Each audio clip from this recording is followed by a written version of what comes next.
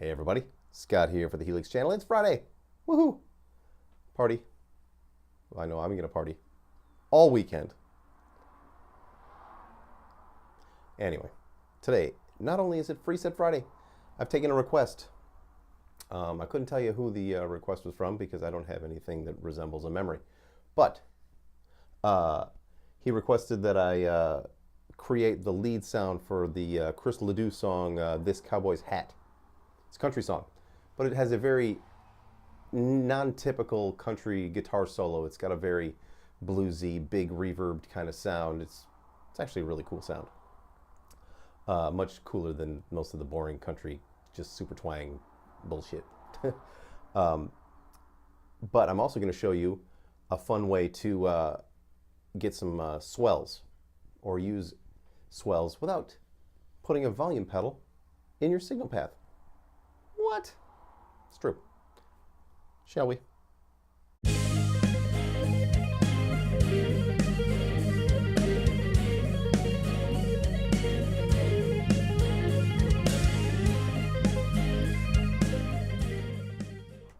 All right, here is where we will start.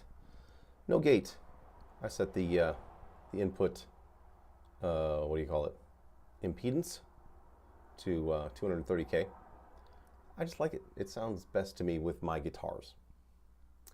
You might have different, guitars that sound different. That's up to you. I'm using the red squeeze, and something I wouldn't normally do, but it sounds really good with this particular preset. It's not squeezing too hard. The sensitivity's pulled way down, and so is the mix. The amp, it's the Litigator. It is my go-to clean amp. I really, really love it. Because it's not only a clean amp, it can get gritty without getting ugly, and it holds on to the grit. It doesn't just let it dissipate like some semi-gritty amp models, and then they sound kind of fake. This one actually sounds pretty damn good. I'm a fan. And here's what's going on with the rest of that. No snapshot stuff going on, because there's just the one snapshot. It says all.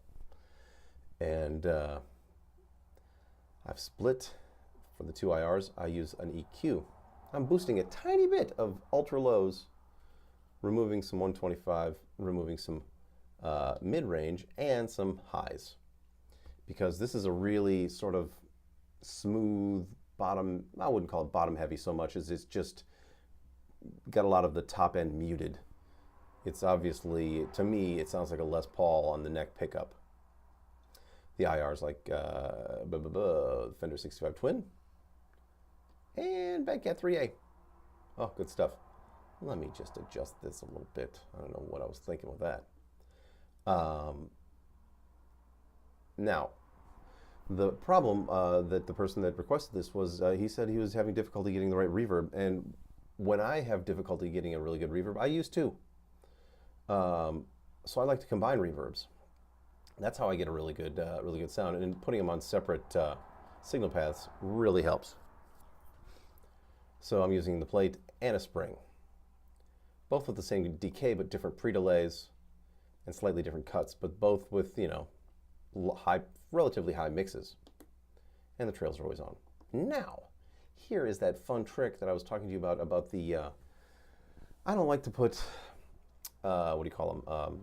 Volume pedals in the signal path. Here's a way to do it where you don't actually need to add one to it. I'm using the output, and what I've done is I've assigned the level to the expression pedal, and it's really easy to do. Just hit the menu, hit controller assign. It'll give you a couple of options here, pan and level. I set the controller to expression 2 because that's the default, and then set the minimum to 60 dB and the maximum to 0. So it goes up to, to 0 from virtually nothing. But this goes all the way down to -120. If you set it there, then the sweep is too short. You need the sweep to be a little bit, wider. So I've done that with both of the outputs.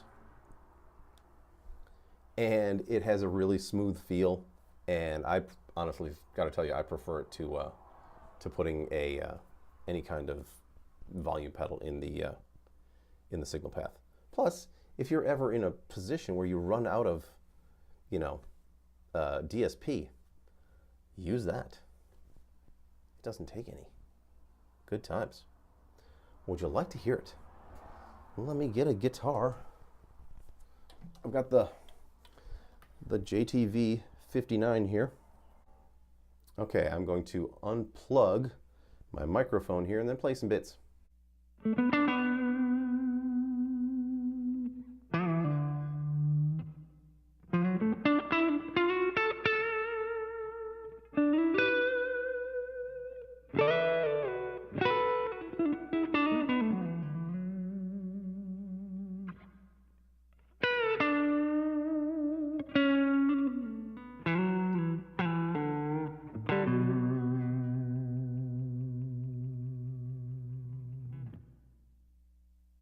There you go, everybody. If you would like this preset, just go to my website right here. Click on the presets link, banner, tab, whatever you want to call it. I don't know what it's called. A thing will drop down and will pop up, and there's a thing that'll say free presets. It'll be the first one on the top on the left. Come and get it. Just be mindful that it uses a pair of IRs. As I said earlier, it uses